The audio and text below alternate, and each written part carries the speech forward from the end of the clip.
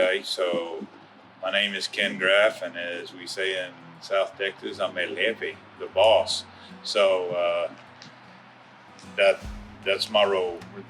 We own and operate the Graff 7A Ranch, my wife and I, Laurie. First time in 24 years we've never had a maize crop, and I did not realize how big of a punch it packed, but it packs a big wallop, and so it's really, if we had not built that new slide this year, it would be a disaster. We can handle 5,000 to 7,000 people at a time, and all I know is the numbers. The biggest day we've had this year is like 1,700 people. So that's a big drop from what we're used to. Everybody wants to come for the maize, and we don't have it, and they're not coming. It does feel different this year, even just besides the corn maze.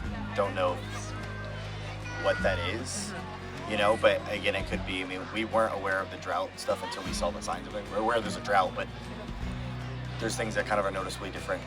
But, yeah. Ken and Laurie Graff opened their annual corn maze in 2001, but the Graff family has been ranching in Hondo since the 1870s. And Ken's great-great-grandfather was one of Hondo's original Alsatian settlers. He's buried right out the back door of my house, so pretty cool. It's just a way of life. I guess it's hard to explain. Grew up that way, enjoyed it all my life. Good Lord put some things in my path I probably wasn't expecting, and things I did. Business-wise and stuff, and like where we're interviewing here today, who'd ever thought that I'd be entertaining tens of thousands of people a year, and never saw that one coming. But it has been a blessing, and it's kept the farm alive. Here we are, now there's 7 generations riding around. 7th generation is going to be learning how to drive tractor here before long, so that's awesome. It's all good. Except now, there simply isn't enough water in the Graff's well to grow the corn they need, threatening their ability to continue hosting the South Texas maize. So, being I'm in the so-called bottom of the jug, I get a little bit, but it doesn't refresh or refill. I can pump, supposed to be able to pump 24 hours a day if I want to, and I can get about 2 hours of water, and then I gotta let it recharge back up, because it's just not there. In Texas, property owners not only own their land, but the water underneath it. There are 9 major aquifers in the state. The Texas Water Development Board also recognizes 22 minor aquifers, but there are countless more that are not officially recognized. In 2020, groundwater sources supplied 55% of all the water used in Texas. Irrigation and livestock users relied on groundwater for over 75% of their water supply. Because these underground collections of water are stored in the pores and crevices of rock, they can only be accessed through wells or springs. When the water is removed, it can slowly be replenished by rainfall, which seeps through the soil back into the aquifer. However, Medina County, where the Graff Ranch is located, has been facing extreme drought for the past 3 years. 15 years ago, the water was down 15 feet, and it's just gone up and down, but down.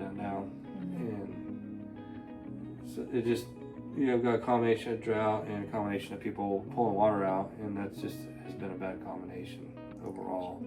And they're on the north end, so the first ones to start losing water are upstream. And so they're the ones who are starting to run out a lot more.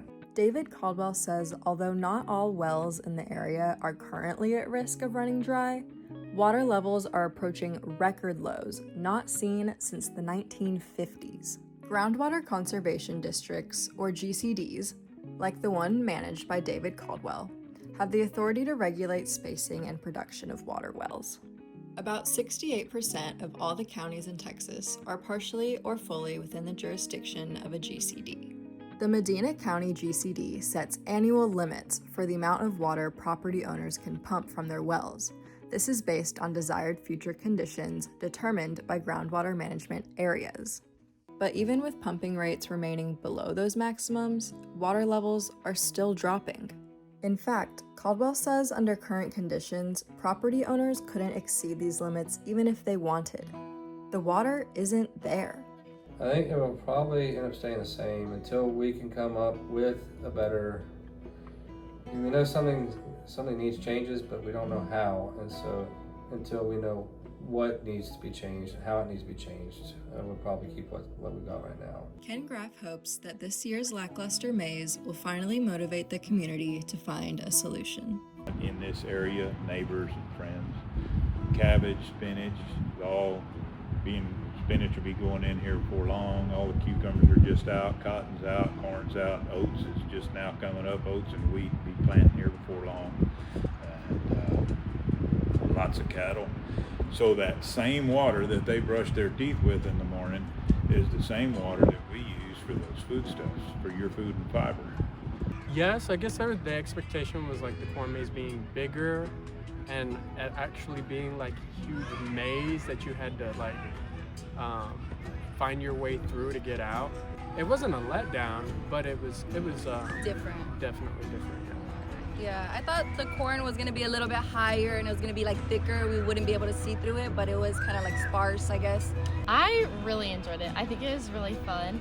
We didn't go to the maze, but like walking around to all the hay bales, and I loved the flower patch. Like walking through all, like I love flowers so much. It just made me so happy to like walk through it all. Yeah. For me, it was really fun just to be with my friends and be able to take really fun photos for my Instagram and just be able to see like different people here. And we got some extra flowers to make some Bible verses on, so that's what we're gonna do once we get home. And so yeah. As far as we're concerned, don't need another patron until we open the next September, because it wears you out. It's long hours. So it's just, we kind of use that as our big deal, and then just kind of get everything ready for the next fall. But I'm afraid this year we're going to have to do more in here to keep things going to get us to fall next year. But we've got to have some rain.